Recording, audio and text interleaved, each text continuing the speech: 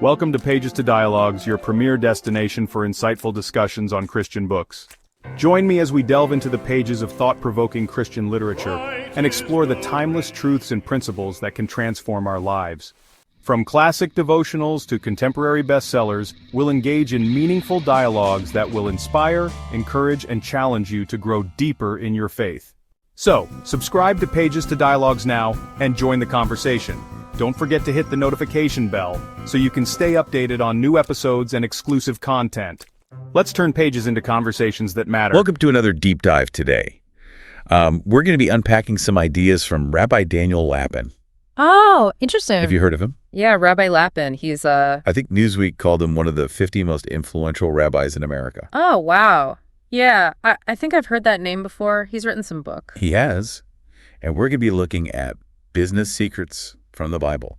Spiritual success strategies for financial abundance. Okay. It's a pretty interesting premise. Yeah. How do you find business secrets in the Bible? That's exactly what caught my eye. It's like, Yeah. we've always heard that money is the root of all evil. Right. And here's this rabbi who's coming and saying, no, you've got it all wrong. So what's the overall message here? What is he trying to tell us? I think that the message that Rabbi Lapin is trying to say is that wealth, when it's earned ethically and used wisely, can actually be a really big force for good. Okay, so it's not just about, making money for yourself. It's about using that money for good. Yeah. And he actually sees the marketplace as kind of like a spiritual arena where we can serve others. We can connect with the divine. Huh. That's interesting. So it's almost like a way to express our spirituality through our work, through our business. Exactly. So you're not just an entrepreneur. You're like this, almost prophet in disguise. Not quite. Maybe not quite. Well, I don't know. We'll see as we get deeper. I'll see. But I do think that he emphasizes that business at its core is about solving problems. Yeah, I think that's a great point. I mean, any successful business is solving a problem for someone. Right. Meeting needs. And when you approach it with a spirit of service and generosity, Yeah. you can actually achieve both financial success and spiritual fulfillment at the same time. I like that. That's a really nice way of looking at it. Yeah. So let's get into some of the specifics here about business secrets from the Bible. Okay, so how does he actually extract these secrets from, ancient texts? I mean, it's a big book. There's a lot of stuff in there. It is a big book. How do you find the business stuff? So Rabbi Lapin's approach, I think, is all about finding universal truths in the Bible Okay. that apply to everybody, regardless of whether you're religious or not. Right. He's not trying to cherry pick verses Yeah, to justify something. I see. He's looking for timeless principles. Okay. So more about like human nature, human relationships. Yeah, exactly. The pursuit of meaning. And he believes that these stories and teachings contain just this wealth of knowledge. Okay, so it's not just dogma. It's more about drawing wisdom from these ancient stories and applying it to our lives today. Exactly. And one of the core principles that he highlights is the connectivity principle. Okay, connectivity principle. What's that all about? And he gets this from the biblical accounts of Jacob blessing his sons Okay. and Moses blessing the tribes of Israel. Right. And this connectivity principle emphasizes the importance of unity within diversity. Okay. So kind of bringing people together from different backgrounds, different perspectives. Yeah. And he uses the periodic table as an example. Oh, interesting. So he says all those elements are fascinating by themselves, Right. but they become really powerful when they bond and interact with each other. I see what he's saying. So it's like, each individual can bring something unique to the table, but it's when they connect, that's when the real magic happens. Right. And he says that this applies to business, but it also applies to life in general. Okay. So it's like, I guess in a business context, that could be different departments collaborating or, individuals with different skills coming together to achieve a common goal. Exactly. And it's about recognizing that you need other people in order to succeed. Right. You can't do it all yourself. And that our differences can actually be a strength. Yeah, absolutely. Yeah. So let's get back to this idea of earning money as a spiritual activity. Okay. Because that's something that you don't hear every day. No, you don't. Especially from a religious leader. Rabbi Lapin backs it up, though, with some really compelling arguments. Okay. So how does he justify that? He says that in the Hebrew language, there's no word for winning money. Huh. I didn't know There's that. only earning money. Okay. And so it's not about getting rich quickly or exploiting others. Right. It's about providing genuine value, serving the needs of others. Okay. So it's more about the effort, the intention behind it, and the impact that it has. Yeah, exactly. Not just the outcome. He doesn't shy away from the fact that obviously money can lead to greed and corruption. Right. But he says when it's earned ethically and used for good, it can be just an incredibly powerful force. I like that. So it's almost like money is a tool. It's neutral. And it can be used for good or bad, depending on the intention of the person using it. Exactly. Okay. It's about the potential of money Yeah. to be a tool for good, and then the responsibility that comes with it. I like that. That's a good point. And Rabbi Lapin challenges us to see business Yeah. not just as a way to make a living, but as a way to actually make a difference. Right. Had a positive impact. It makes me think about, like, all the entrepreneurs Yeah. who are not just successful, but they're involved in philanthropy Right. and social causes. Yeah, they're giving back. They embody this idea Yeah. of using their wealth and influence. They make a better world. And Rabbi Lapin says that their generosity is key to their success. Oh, that's interesting. Okay. How so? It fosters trust, Okay. it attracts good people, Makes sense. and it creates a positive ripple effect. So it's almost like by giving, you're attracting more good things back to you. Yeah, when you give freely Yeah. and without expecting anything in return, Okay. it creates this positive energy. Right. And that actually ends up coming back to you. That's like, yeah, what goes around comes around, but with a spiritual bent. Exactly. Okay. I want to touch on another concept that Rabbi Lapin explores, Okay. which is this idea that character Okay. is more important than knowledge Interesting. when it comes to success. That's a good one. Yeah. Yeah. So it's not just about what you know, but who you are as a person. Yeah. Right. He uses the example of addiction. Okay. We all know how bad addiction is for us. Right. And yet it still exists. It's a big problem. Why? Because knowledge alone doesn't change behavior. Right. You need the willpower to implement that knowledge. Uh-huh. It's like, knowing that you should eat healthy, but then still reaching for that donut. Uh-huh. You need the character development to make the right choice. Yeah. Consistently over time. It's a journey. Yeah. It's not a destination. And this makes me think about a lot of entrepreneurs that I've seen who have achieved massive success, Okay. but maybe they've lost their way ethically. Oh, I see. So they have the knowledge, they have the drive, but they lack that moral compass They lack that moral compass. to guide them. And Rabbi Lapin says that true success Yeah. isn't just about money or building a business. Okay. It's about building a life of integrity. It's about the bigger picture. Yeah, Yeah. It's about leaving a positive legacy, I guess. absolutely. And Rabbi Lapin has some pretty unconventional views Ooh, here we go. on retirement. Okay. What does he say about that? He suggests that retirement, the way we think about it, can be actually really bad for you. Unhealthy. Retirement. Come on. I know. Most people are like, when can I retire? Right. But he argues that it often leads to a lack of structure, Okay. I can see that. reduced social interaction, Isolation. and decline in discipline. Okay. So instead of thriving, people end up feeling kind of lost and aimless. Exactly. Interesting. And he connects this to the Jewish principle of continuing to serve God and Okay. others throughout your entire life. So there's no real concept of stopping working, right? Yeah. You're always supposed to be active and engaged, Always contributing. contributing your talents to the world. Okay. So a very different perspective on aging and purpose. So I guess instead of viewing retirement as an escape from work, you should see it more as a continuation of service to others. Yes. Okay. Or a transition to a different kind of work. Right. Something that maybe you're more passionate about Yeah, or that allows you to give back more. exactly. Yeah. And he believes that finding fulfillment in your work, whatever that is essential. So it's not just about the money. It's about the fulfillment that you get. To living a truly meaningful life. Okay. Now, this is really making me rethink my own concept of retirement because I always thought about it as like, financial freedom, but you're saying it's more about finding ways to stay connected, to contribute, to make a difference, even as you get older. Right. And to really understand Rabbi Lapin's vision, we need to delve into his model Okay. of the 4 dimensions Intense. of life. Okay. This sounds interesting. I'm intrigued. Tell me more. Okay, so Rabbi Lapin's model starts with the premise that we all have physical needs. Right. food, shelter, those kinds of things. Basic survival. Mm. But then we also have spiritual needs. Okay. Things like connection, purpose, meaning, that kind of stuff. Right. And then he takes this a step further. Okay. And he says that both our physical and spiritual needs can be met by either the world or by ourselves. So the world can provide for us, but we also have this inner capacity to fulfill our own needs. Exactly. And when you map those two sources against those two types of needs, Okay. you get the 4 quadrants. The 4 dimensions. Okay.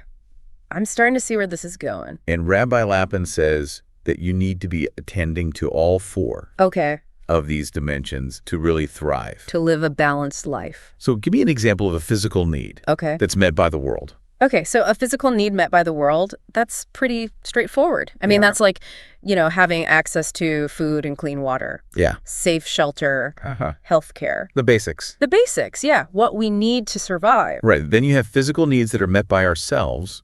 Okay, so this is where it gets a little more interesting. So what kind of physical needs do we meet for ourselves? I mean, I'm thinking maybe things like exercise, a healthy diet. Yeah, that's part of it. Okay.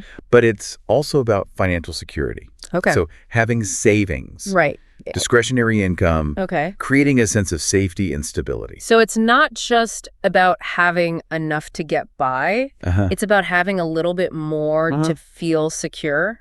Rabbi Lapin believes that that sense of financial security Yeah. allows you to then pursue Okay. higher aspirations. Right. You're not constantly worried about money, so you can focus on other things. And contribute to the world more fully. I see. Okay, so we've done physical needs. Okay. Now we got to move beyond that To the spiritual? to the spiritual needs. Okay. So what's an example of a spiritual need Okay. that is met by the world? All right. So a spiritual need met by the world. I think that's all about those intangible things that we get from our connections with others. So things like love, belonging, respect, Wow. a sense of purpose, feeling valued, knowing that you're making a difference. Rabbi Lapin tells this really interesting story Oh, I love his stories. Okay, what is it? about a professor, Okay. an English professor All right. named Professor Jode, Okay. and he was caught cheating Cheating on what? on the London Underground. What? Like not paying his fare or something? Yeah. Why would he do that? I mean, he's a professor. He can afford the fare. That's what everybody thought. Yeah. But Rabbi Lapin uses this example Okay. to illustrate that even people who have a lot of money Yeah. still need esteem. Okay. So it's not just about the money. Right. It's about that feeling of respect, recognition. And he says that even though he was successful, Yeah. Professor Jode Yeah. may have felt a lack of respect or recognition. So it was almost like he was trying to get attention or Yeah. prove something. And that caused him to do something Right. that was totally out of character for him. Interesting. So even those with material wealth still have these deeper needs that need to be fulfilled. And he says that in a business context, this highlights the importance of creating a workplace Okay. where people feel appreciated, Right. recognized, and respected. So it's not just about paying people fairly. It's about treating them with dignity, recognizing their contributions. And then finally, you have spiritual needs that are met by ourselves. Okay. So this is like the inner work. This is the inner work. Right. And this is about our faith, Okay. our values, our understanding of the world. So our own personal connection to something greater than ourselves. Yes. Okay. Cultivating wisdom, Right. compassion, Right. integrity. So it's about developing our character, our spiritual depth. Rabbi Lapin believes that this inner work is just as important as the work we do in the world. So it's like a balance, an inner balance, an Right. outer balance. It's what allows us to navigate the challenges right. and make good decisions. To live with integrity. And I really love this model Yeah, it's a good model. of the 4 dimensions of life. Yeah. It's like a roadmap Ah. to finding balance and fulfillment, both personally and professionally. It is. It's a framework that we can apply to all areas of our lives. We could go on forever, Yeah. but I think we have to stop here for part 1. Yeah, but this has been a great foundation. And I think it's piqued my curiosity to learn more about Rabbi Lapin's ideas. I know. I'm excited to dive even deeper Me too. in the next part. Yeah, and I can't wait to see how we can apply these principles to, build better businesses, stronger relationships, just to live more meaningful lives. Right. And to make a positive impact. We'll be back soon to continue our journey Looking forward to it. into the world of Rabbi Daniel Lapin. Welcome back to our deep dive into the wisdom of Rabbi Daniel Lapin. I'm still thinking about that idea of earning money as a spiritual act. Yeah, it really challenges you to think differently about work and wealth, doesn't it? It does. And it makes me wonder about, like, this whole idea of giving before getting. Oh, that's a big one for Rabbi Lapin. I know. It seems like he talks about it a lot. He does. And it really gets to the heart of his emphasis on character development. Okay, how so? Well, he believes that where the biggest hurdles we face is overcoming our own selfishness. It's hard though, right? I mean, it's human nature to kind of look out for yourself first. It is. It's natural. But Rabbi Lapin says we need to cultivate generosity and gratitude. And how do we actually do that? He's a big proponent of giving charity, not just as a way to help others, but as a way to cultivate generosity and gratitude within ourselves. So it's like an internal shift. Exactly. You're not just writing a check. You're developing a different mindset. A mindset of abundance. Exactly. And he even goes so far as to say that giving money away automatically connects us with other people. Wait, how does that work? Think about it. When you give to a cause you care about, you become part of a community. Oh, I see. You're connected to all these other people who share your values. It's like finding your tribe. Exactly. And that shared purpose, that creates a bond that goes beyond just, networking or transactional relationships. That makes a lot of sense. It's like you're all working together towards something bigger than yourselves. Exactly. And that kind of connection can lead to incredible opportunities. It's funny because it's like the opposite of that what's in it for me mentality. It is. It's about giving without expecting anything in return. And yet, Rabbi Lapin argues that's actually how you create true abundance. It's counterintuitive, but it's powerful. So all these ideas we've been talking about, like earning money as a spiritual act, giving before getting, developing strong character. it's all connected, isn't it? It is. It's like a holistic approach to business and life. Where your inner world and your outer actions are in alignment. Beautifully said. And speaking of alignment, Rabbi Lapin also offers some really interesting insights on how to overcome challenges. Oh yeah, challenges. We all face those. Especially in business. So what does Rabbi Lapin say about dealing with setbacks and uncertainty? He emphasizes the importance of pressing forward. Even when you're not sure what's going to happen. Even when you're scared. He says fear is natural, but it doesn't have to control us. It's easier said than done, though. Oh, absolutely. But Rabbi Lapin reminds us that courage is not the absence of fear. Okay. It's taking action despite the fear. I like that. And he uses a great example from the Bible to illustrate this point. Oh, which one? Remember Moses and the Red Sea? Oh, yeah, when God parts the sea so the Israelites can escape. Exactly. But here's the thing. What? God tells Moses to raise his staff and part the sea after the Israelites have already started walking into the water. Wait, they were walking into the sea before they knew for sure it would part. That's what Rabbi Lapin points out. Wow, that's some serious faith. It is. And that's his point. Sometimes we have to take that first step, even when we can't see the whole path ahead. So you're saying we should just trust that things will work out? Trust that the way will be revealed. That's a big ask. It is. It requires a lot of faith. And obviously, there are risks involved. Of course. But, as Rabbi Lapin would say, the biggest risk is not taking any risks at all. That's true. It's like that saying, if you're not failing, you're not trying hard enough. Exactly. But of course, you don't want to be reckless. Right. So how do you know which risks are worth taking? That's where discernment comes in. You have to weigh the potential benefits and risks. And be guided by your values. And your commitment to serving others. So it's about being thoughtful and intentional, not just jumping into things blindly. Exactly. And this all ties into Rabbi Lapin's view on change. Oh yeah, change. Nobody really likes change. He says change is inevitable. It is. And resisting it only creates suffering. Okay, I get that. But change can be scary. Of course. Especially in business where everyone wants stability and predictability. So how do we learn to embrace change instead of fearing it? Rabbi Lapin uses a great analogy. He compares life to a video, not a snapshot. A video? Okay, I'm not sure I follow. Well, a snapshot captures a single moment in time. Frozen and unchanging. But a video shows the flow of events, how one moment leads to the next. Ah. And that's how life is. It's constantly evolving. We're not meant to stay stuck in one frame. Exactly. We need to be able to adjust our course as needed. So it's about seeing the bigger picture, the whole video. And recognizing that change is what makes life interesting. It's how we grow and learn. Exactly. And it's what allows us to truly thrive. This is giving me a whole new perspective on how to deal with uncertainty. instead of trying to control everything. Maybe you should focus on being more adaptable, More resilient. open to new possibilities. I like that. And speaking of new possibilities, let's circle back to Rabbi Lapin's perspective on retirement.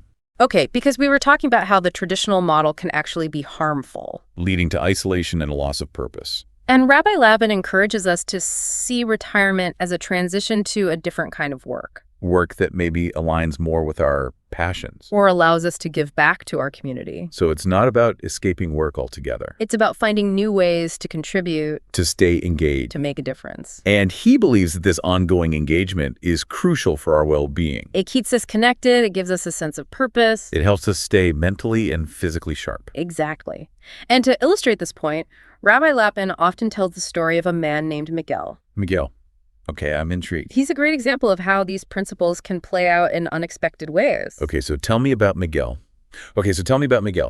Well, Miguel was a factory worker in Mexico, Okay. struggling to make ends meet, I've been there. working long hours, relying on overtime pay to support his family. Ugh, it's exhausting. And he was feeling increasingly stressed and burned out. Yeah, I can imagine. And then, to make matters worse, his wife had to return to work after their daughter was born, Oh, no. leaving their infant daughter in the care of his elderly mother-in-law. That's a tough situation. It was, and Miguel was feeling trapped. Yeah, like there's no way out. And then he had this chance encounter with Rabbi Lapin, Really? who was visiting his factory. Wow, what are the chances? I know, right? It's like fate stepped in.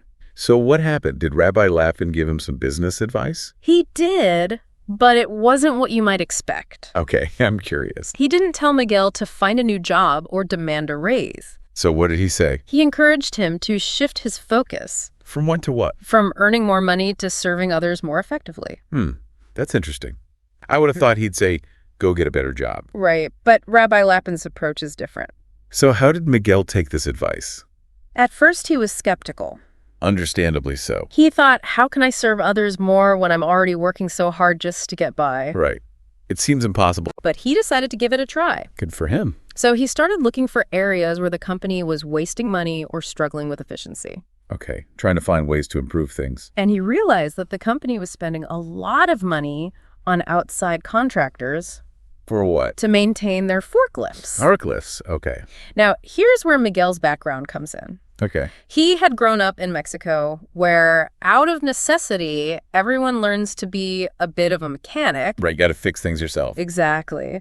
And he realized that he could probably learn to maintain the forklifts himself. That's brilliant. Saving the company a ton of money. Right. And when he approached his boss with this idea, his boss was thrilled. He gave Miguel the chance to prove himself. Miguel quickly mastered the necessary skills. So he went from being a regular assembly line worker to the resident forklift expert. Pretty much. And because he was so valuable, his boss gave him a significant raise. Wow, that's incredible. More than enough to allow his wife to quit her job and stay home with their daughter. So he went from feeling trapped to feeling valued and financially secure. And it all started with that shift in focus from what can I get to how can I serve? It's a powerful reminder that sometimes the best way to get ahead is to focus on helping others. Exactly. When we create value for others, the rewards often follow naturally. It's like that whole idea of abundance flowing from generosity. Exactly. And I think Miguel's story is a perfect illustration of Rabbi Lapin's principles in action. It shows that even in ordinary circumstances, we can find extraordinary opportunities to make a difference. Then create a more meaningful life. Well, this has been such a fascinating deep dive. I agree. I feel like I have a whole new perspective on business and life. That's wonderful to hear. I hope it inspires you to explore Rabbi Lapin's work further. Oh, it definitely will. But before we go, I want to leave our listeners with one final thought. Okay. How can we, in our own unique ways, embrace this spirit of generosity and service? Whether it's in our careers, our families, or our communities, what small steps can we take today to make a positive difference? That's a great question. And I think Rabbi Lapin would say, follow your heart. There's no one-size-fits-all answer. Find what resonates with you and go from there. Exactly. Well, thank you so much for guiding us through this deep dive. It's been a real pleasure exploring these ideas with you. The pleasure was all mine. And to our listeners, thank you for joining us. We hope this has sparked some new ideas and inspired you to live with greater purpose, abundance, and joy. Thank you for tuning in to this episode of Pages to Dialogues. We hope you enjoyed our discussion and found valuable insights to apply to your life. If you did, please consider subscribing to our YouTube channel, Pages to Dialogues, for more thought-provoking dialogues on Christian books. Don't forget to hit the notification bell so you never miss an episode. We'd love to hear your thoughts and feedback on this episode.